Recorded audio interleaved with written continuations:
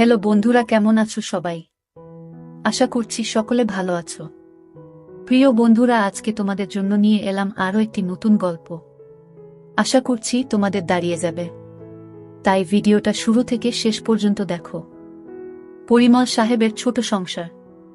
স্ত্রী ঝর্ণা এবং ছেলে জয়কে নিয়ে তিনি বেশ সুখে দিন কাটাচ্ছেন। পরিমল সাহেব উচ্চপদস্থ পদে চাকুরি করেন। তার বয়স 56 বছর, স্ত্রী ঝর্ণার বয়স 48 বছর, গৃহবধূ এবং ছেলে জয় 18 বছরের এক টবকবে তরুণ। জয়কে নিয়ে আজকাল পরিমল সাহেবের ভীষণ চিন্তা হয়। যা দিনকাল পড়েছে, ছেলেমেয়েরা তাড়াতাড়ি নষ্ট হয়ে যাচ্ছে। তিনি সারাদিন অফিস নিয়ে ব্যস্ত থাকেন, ছেলের দিকে নজর দেওয়ার সময় পান না। তবে ঝর্ণার উপরে তার আস্থা আছে। সে ছেলের সব খোঁজ খবর রাখে। মিসেস ঝর্ণা সারাদিন সংসারের কাজ নিয়ে ব্যস্ত থাকলেও ঠিকভাবে ছেলের দেখভাল করে। জয় নতুন কলেজে ভর্তি হয়েছে। ওর যেন নতুন জন্ম হয়েছে। নিজেকে অনেক বড় মনে হয়। তুষার জয়ের খুব ঘনিষ্ঠ বন্ধু। সে জয়ের সাথে অনেক আড্ডা দেয়, বান্ধবীদের নিয়ে অনেক ধরনের চিন্তা করে। তবে সবচেয়ে ভালো লাগে ভূগোলের ম্যাডামকে। জয় জানে ম্যাডামকে নিয়ে এসব চিন্তা করা অন্যায়, কিন্তু ওর মন মানে না। ম্যাডামের বয়স আনুমানিক 45 বছর হবে। বেশ লম্বা। ভূগোল ম্যাডামের ক্লাস শুরু হবার আগে জয় প্রতিদিন কলেজের করিডোরে দাঁড়িয়ে থাকে, কারণ ওখানে দাঁড়িয়ে থাকলে ম্যাডামকে ভালোভাবে দেখা যায়। ম্যাডাম যখন হাঁটেন তখন তাকে দেখতে অনেক সুন্দর লাগে। আজকে জয়ের মন ভালো নেই। রাতে ওর স্বপ্ন হয়েছে। এটা জয়ের কাছে নতুন নয়, এর আগেও হয়েছে। কিন্তু আজ স্বপ্ন ভূগোলের ম্যাডামকে নিয়ে হয়েছে। স্বপ্নটা দেখার পর থেকে জয় কেমন যেন একটা অপরাধবোধে ভুগছে। সকালে ঘুম থেকে উঠে জয় বাথরুমে ঢুকল। পরনের লুঙ্গিটা বালতিতে ভিজিয়ে রাখল, একটু পর কাজের মাসি ধুয়ে দিবে। জয় ঠিক করল আজ আর কলেজ যাবে না। এমন সময় জয়ের মা ঝর্ণা জয়ের রুমে ঢুকল। জয়কে বলল, আজকে কলেজ যাবি না? জয় উত্তর দিল, না মা, শরীরটা ভালো লাগছে না। জয়ের মা বলল, কেন বাবা, কি হয়েছে? জয় বলল, না মা, তেমন কিছু নয়। জয়ের মা আর কথা বাড়াল না। সে বলল, ঠিক আছে, আজ আর কোথাও যেতে হবে না। টেবিলে খাবার দিচ্ছি, তুই খেতে আয়। ঝর্ণা ডাইনিং রুমের দিকে রওনা হল। জয় পিছন থেকে তার মায়ের হেঁটে যাওয়া দেখছে। হঠাৎ ওর মাথা ঘুরে উঠল। শরীরটা ঝিমঝিম করতে লাগল। অবাক চোখে জয় দেখল ওর মাকে। মাথার মধ্যে আবোলতাবোল চিন্তা জেঁকে বসল জয়ের। পরক্ষণেই মনে হল, ও এসব কি ভাবছে? ছিছি, নিজের মাকে নিয়ে কেউ কখনো এ ধরনের চিন্তা করে? জয় মুখ ধুয়ে রুম থেকে বের হল। তুষারকে ফোন করল। হ্যালো আন্টি, তুষার আছে? ওপাশ থেকে বলল, কে? জয় নাকি? জয় বলল, হ্যাঁ আন্টি, আমি জয়। একটু ধরো বাবা, ডেকে দিচ্ছি। একটু পর তুষার ফোন ধরল। কি রে জয়, কি খবর? তুষার, আজকে কলেজ যাব না, শরীর ভালো নেই। কলেজ ফাঁকি দিচ্ছিস কেন? চলো না। জয় একবার ঠিক করল কলেজ যাবে। পর মুহূর্তেই ঝর্ণা তার চোখের সামনে ভেসে উঠল। না রে, তুই যা, আমি আজকে আর যাব না। ফোন রেখে জয় খাবার খেতে বসল। যতই চেষ্টা করছে মার ব্যাপারটা মন থেকে মুছে ফেলতে, ততই যেন আরো বেশি করে চোখের সামনে ভেসে উঠছে। জয় ঝর্ণাকে কিছু বুঝতে দিল না। ঝর্ণাও টের পেল না যে সকাল থেকে তার ছেলে ড্যাব ড্যাব করে তাকে দেখছে। ধীরে ধীরে ঝর্ণার চিন্তা জয়কে গ্রাস করল। দুপুরের দিকে জয় টের পেল আজ সারাদিন শুধু মাকে নিয়েই চিন্তা করেছে। এর মধ্যে মায়ের সাথে 1 ঘন্টার মতো গল্প করেছে। কথা বলতে বলতে সে চোরা চোখে মার উপর নিচ ভালো করে দেখে নিয়েছে। জয় ভাবছে 48 বছর বয়সেও মা কত সুন্দর। মা বেশ লম্বা চওড়া মহিলা, 5 ফুট 4 ইঞ্চি লম্বা। একটা ব্যাপার জয়কে পাগল করে তুলেছিল। জয় নিজের রুমে শুয়ে মার কথা ভাবছে। যতই ভাবছে তত মার প্রতি এক তীব্র আকর্ষণে পাগল হয়ে উঠছে। মার গলা শুনে জয়ের চিন্তার জাল ছিন্ন হল। জয়, এই জয়। হ্যাঁ মা, বলো। আমি স্নান করতে গেলাম, কেউ এলে দরজা খুলে দিস। ঠিক আছে। হঠাৎ জয়ের মাথায় একটা দুষ্ট বুদ্ধি চাপল। স্নান করা অবস্থায় দেখলে কেমন হয়, কিভাবে দেখবে ভেবে পাচ্ছে না। হঠাৎ ওর মনে পড়ল, ওরা যখন এই বাসায় প্রথম আসে তখন মার রুমের বাথরুমে ফলস ছাদে পুরানো মালপত্র রেখেছিল। তখনই খেয়াল করেছিল ছাদে 2 ইঞ্চি একটা ছিদ্র আছে। শুধু তাই নয়, ওই বাথরুমের ছাদে তার রুমের বাথরুমের ছাদ থেকেও যাওয়া যায়। জয় এক লাফে ওর বাথরুমের ছাদে উঠে মার বাথরুমের ছাদে গেল। ছাদে একটা কাগজের কার্টুন বিছানো রয়েছে। জয়ের বুক টিপটিপ করছে, হাত কাঁপছে। কার্টুনটা সরালেই মাকে দেখতে পাবে। আস্তে আস্তে কার্টুন সরিয়ে ছিদ্র দিয়ে ভিতরে চোখ রাখল। মা এখনো বাথরুমে ঢুকেনি। জয় আর উত্তেজনা ধরে রাখতে পারছে না।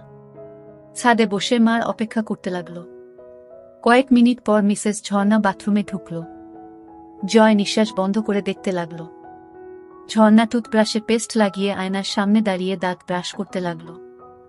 ঝর্ণা এবার শাওয়ারের নিচে দাঁড়িয়ে স্নান করতে লাগল। জয় বুঝতে পারল মা আর বেশিক্ষণ বাথরুমে থাকবে না। জয় হাতের কাজ শুরু করে দিল। 2 মিনিটের মাথায় জয়ের কাজ শেষ হয়ে গেল। ঝর্ণা বাথরুম থেকে বের হল, জয়ও নিচে নামল। দুপুরে মা ছেলে একসাথে খেতে বসল। খাওয়ার পর জয় নিজের রুমে শুয়ে একটা বই পড়তে লাগল। বইতে মা ও ছেলের অনেক গল্প আছে। সে মজা করে গল্পগুলো পড়তে লাগল। ঘণ্টা খানেক পর জয় শুনতে পেল মার ঘরে ফোন বাজছে। ঝর্ণা ফোনে কথা জয়কে ডাকল। জয়, ঘুমাচ্ছিস নাকি? না মা, বলো। তোর বড় জেঠির শরীরটা আবার খারাপ করেছে। বাসায় কেউ নেই। তুই যা তো বাবা। আশেপাশে কোনো ডাক্তার থাকলে সাথে নিয়ে যা। জয় ঝটপট রেডি হয়ে রওনা দিল। জয় পৌঁছে দেখে জেঠির শরীর যতটা খারাপ ভেবেছিল ততটা খারাপ না। জয়ের জেঠির বয়স 50 বছরের মতো হবে। জয়কে জেঠি নড়ে উঠল। জয়, এসেছিস?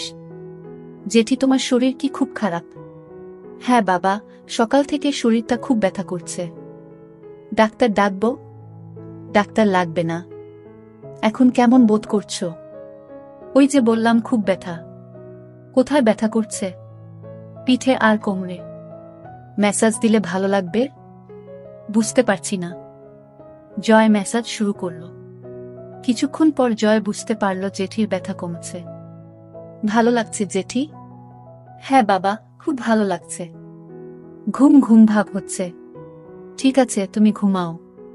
কয়েক মিনিটের মধ্যে মিনু ঘুমিয়ে গেল। তার নিঃশ্বাস ভারী হয়ে উঠল। এদিকে জয় বাসা থেকে বের হওয়ার পর মা জয়ের রুমে ঢুকল। ছেলেটা সবকিছু অগোছালো করে রাখে। রুম গোছাতে গোছাতে ঝর্ণা হঠাৎ বালিশের নিচে একটা বই আবিষ্কার করল।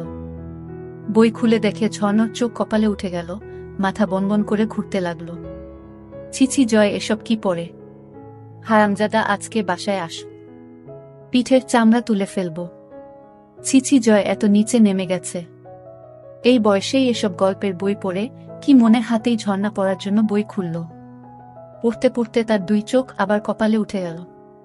ছিছি, এমন গল্প কেউ কিভাবে লিখতে পারে? পড়ব না করেও ঝর্ণা গল্পটা পুরো শেষ করল। গল্প পড়ে ঝর্ণা আর থাকতে পারল না। এক দৌড়ে বাথরুমে ঢুকে হড়হড় করে বমি করে দিল। মুখ ধুয়ে কিছুটা সুস্থ হয়ে বাথরুম থেকে বের হল। কথায় আছে, নিষিদ্ধ জিনিসের প্রতি মানুষের সবসময় আকর্ষণ থাকে। ঝর্ণার ক্ষেত্রেও এর ব্যতিক্রম হল না। সে ঠিক করল বইটা তার কাছে রাখবে। সব গল্প পড়বে। ঝর্ণা নিজের ঘরে ঢুকে বিছানায় আয়েশি ভূমিতে বসে বইটা খুলল। বই পড়তে পড়তে ঝর্ণা টের পেল তার উরু বেয়ে একটা পানির ধারা পেয়ের দিকে নেমে যাচ্ছে। ঝর্ণা বুঝতে পারল ব্যাপারটা কি হচ্ছে। ঝর্ণা বুঝতে পারছে না জয়কে এই ব্যাপারে কোনো শাস্তি দিবে কিনা। বিকালে জয় বাসায় ফিরল। রুমে ঢুকে দেখে বইটা নেই। বাসায় মা ছাড়া আর কেউ নেই। তাহলে মা কি বইটা নিয়েছে? জয় প্রচণ্ড ভয় পেল। মা যদি বইটা নিয়ে থাকে তাহলে কি হবে? মা যদি গল্পগুলো পড়ে তাহলে খুব লজ্জার ব্যাপার হবে। সন্ধ্যার দিকে জয়ের সাথে ঝর্ণার দেখা হলো। কি রে, তোর জেঠির অবস্থা কেমন? এখন অনেকটা ভালো। মা ছেলের মধ্যে আরও কিছুক্ষণ কথাবার্তা হলো। ঝর্ণা রান্নাঘরে গেল। জয় তার রুমে এসে শুয়ে পড়ল। চোখ বন্ধ করতেই ঝর্ণার কথা ভাবতে লাগল। ওদিকে ঝর্ণা রান্নাঘর থেকে নিজের ঘরে যেয়ে বাকি গল্পগুলো পড়তে লাগল। বেশিরভাগ গল্পই মাছেলের নিয়ে। ঝর্ণা গরম হয়ে গেল। কি করবে ভেবে পাচ্ছে না। ঝর্ণা কি করবে? রান্নাঘরে বেগুন নেই। হঠাৎ মাথায় একটা বুদ্ধি এলো। ঝর্ণার মাথা খারাপ হয়ে গেছে, কি করছে নিজেই জানে না। হাতের কাছে মোম ছিল, সেটা দিয়ে সেদিনের মতো কাজ সারল। সন্ধ্যার পরে জয় আড্ডা মারতে বের হল। এই ফাঁকে ঝর্ণা জয়ের রুমে ঢুকল। খুঁজতে খুঁজতে বিছানার নিচে কিছু সিডি পেল। একটা সিডি নিয়ে প্লেয়ারে চালিয়ে সোফায় বসল। ঝর্ণা অবাক হয়ে দেখছে, আড্ডায় জয়ের বন্ধুরা মেয়ে ছাড়া অন্য কোনো কথা বলে না। জয়ের আর আড্ডা ভালো লাগছে না। এই মুহূর্তে মাকে দেখতে ভীষণ ইচ্ছা করছে। সে বাসায় চলে এলো। এদিকে ঝর্ণা শুয়ে তার ছেলের কথা ভাবছে। মুহূর্তেই আবার ভাবছে, ছিস ছিস, নিজের ছেলেকে এসব কি ভাবছি। ধীরে ধীরে জয়কে নিয়ে তার ভাবনা প্রখর হতে লাগল। পরিমল সাহেবের বয়স হয়েছে, এখন আর আগের মতো ঝর্ণাকে তৃপ্তি দিতে পারে না। কখনো কখনো ঝর্ণার চরম পুলক হওয়ার আগেই পরিমল সাহেব হাঁপিয়ে যায়। সব মিলিয়ে ধীরে ধীরে ঝর্ণার সমস্ত ভাবনা জুড়ে তার ছেলে জয় এসে পড়ল। রাতে ঝর্ণা ও জয় একসাথে খেতে বসল। ঝর্ণা আর চোখে লক্ষ্য করল জয় ড্যাব ড্যাব করে তাকে দেখছে। মাঝরাতে জয়ের ঘুম ভেঙে গেল। এদিকে সারা রাত ধরে ঝর্ণা ঘুমাতে পারেনি। যখনই চোখ বন্ধ করে তখনই জয়ের চেহারা ভেসে ওঠে। ঝর্ণা বুঝতে পারছে না কি করবে। একদিকে ছেলের প্রতি নিষিদ্ধ টান, আরেকদিকে মা ছেলের সম্পর্ক। স্বামী তাকে যথেষ্ট ভালোবাসলেও তাকে সুখ দিতে পারে না। অবশেষে ঝর্ণা সিদ্ধান্ত নিল কাল দিনে জয়কে বাজিয়ে দেখবে। সে জয়ের মা। জয়ের মনে কিছু থাকলে ভয়ে সে সেটা প্রকাশ করবে না। প্রথম সুযোগ তাকেই দিতে হবে।